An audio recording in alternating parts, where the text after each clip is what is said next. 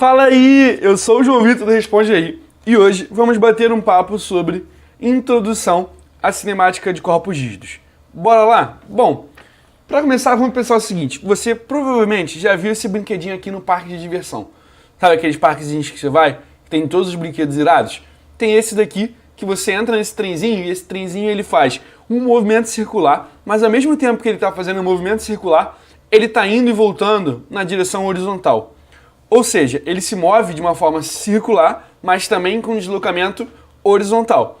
E hoje a gente vai entender um pouco melhor como funciona esse tipo de movimento para cinemática de corpos rígidos. Beleza?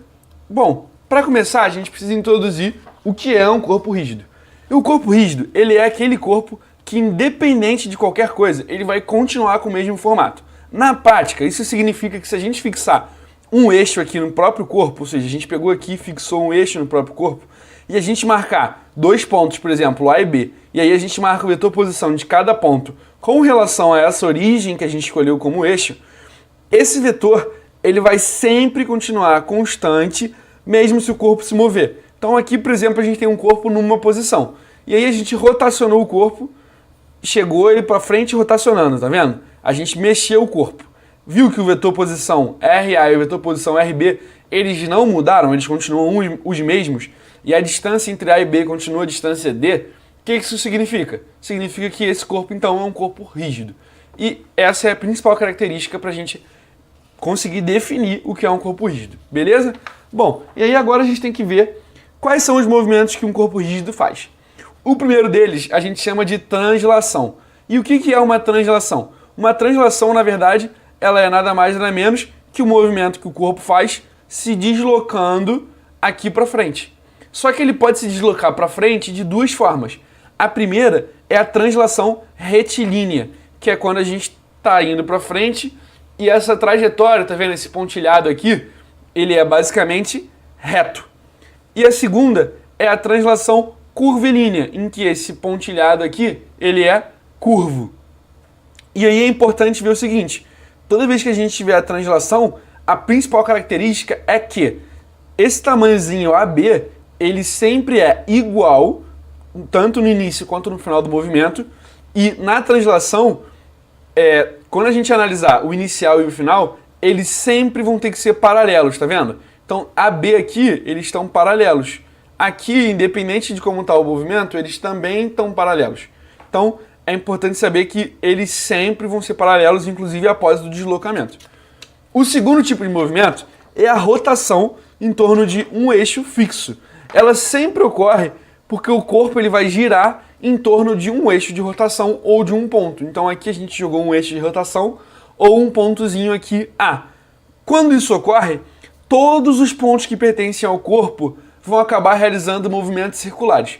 Menos, né, claro, os pontos que estão sobre o eixo de rotação. Então imagina aqui que esse corpo está rodando. A gente não está vendo aqui, mas ele está rodando. Ó, a setinha aqui, rodando, rodando, rodando.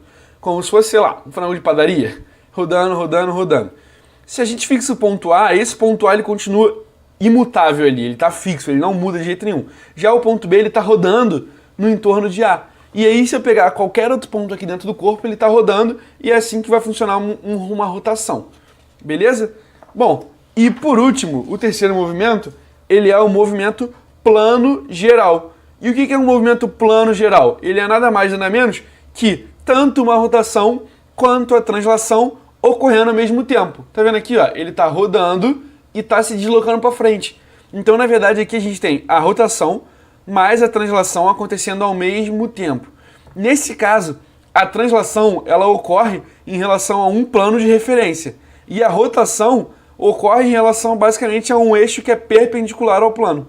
E aí a gente pode dar isso como exemplo, um disco, por exemplo, girando, que ele ao mesmo tempo, se a gente jogar um disco aqui rodando, né? Ao mesmo tempo que ele está indo para frente, ele está rotacionando, beleza? Esse é o movimento plano geral. Agora que a gente viu os modelos de movimento, vamos fazer uma revisãozinha básica sobre cinemática. Uma revisãozinha básica sobre cinemática é o seguinte, a gente tem aqui um corpo indo de T0 até T igual a 10 segundos, com vetor posição igual a 4t ao quadrado mais t. Quanto que vai ser cada um desses itens aqui quando o tempo for igual a 10? Vamos começar aqui pelo vetor posição. É só substituir o valor de 10, né? Esse aqui é simples. Vai ficar 4 vezes 10 ao quadrado, que é 100, mais 10. Então isso vai dar pra gente o quê? 410 metros. Agora eu quero achar a velocidade. Como eu faço para achar a velocidade? A velocidade, ela é o quê? A derivada do espaço, lembra? Então, a velocidade é a derivada de ds dt. A derivada disso daqui vai ser o quê? 8t. A derivada de t vai ser o quê? 1. E aí, quando a gente fizer v de 10, a gente vai achar o quê? Que isso daqui vai ser 8 vezes 10 mais 1. E isso vai dar pra gente 81 metros por segundo. Ah, eu quero a aceleração agora. A aceleração ela é a derivada da velocidade no tempo. Então a derivada de 8t vai dar o quê? 8. A derivada de 1 vai dar o quê? 0. Então se a aceleração está dando 8, significa que ela vai ser sempre 8 para qualquer valor de tempo aqui. Então a A10 também vai ser o quê? 8 metros por segundo ao quadrado. E aí dessa forma a gente achou cada um, tá vendo? Dos itens que foi pedido. E toda vez que a gente precisar resolver esses modelos de exercício em que a gente quer achar a velocidade e a aceleração, basta a gente ir derivando a partir do espaço, né? Do ST. Beleza? Bom, agora que a gente viu essa revisãozinha rápida, uma nova revisãozinha sobre coordenadas polares. A gente vai ter as coordenadas polares, que são as coordenadas em que a gente tem um eixo aqui radial, então a gente vai ter um vetor unitário na direção R, e um eixo na direção angular, que é perpendicular a R, partindo dessa referênciazinha aqui com o raio R. E aí, toda vez que a gente quiser escrever a velocidade vai ser VR na direção R mais Vθ na direção Eθ. E lembrando que VR é sempre igual a R ponto e Vθ é igual a R θ ponto. Isso é muito importante. Quando a gente quiser a aceleração nesse modelo de exercício, a gente vai ter sempre que a aceleração vai ter a componente em ER e em Eθ, aonde a componente em ER, que é a aceleração em R, é R dos pontos menos R θ ponto ao quadrado, e a aceleração em θ vai ser R θ dos pontos mais 2R ponto θ ponto. Isso daqui é tanto a velocidade quanto a aceleração, respectivamente, para quando a gente estiver usando eixo radial e angular no nosso modelo de exercício, ok? Agora, por último, a nossa revisãozinha sobre coordenadas tangenciais e normais.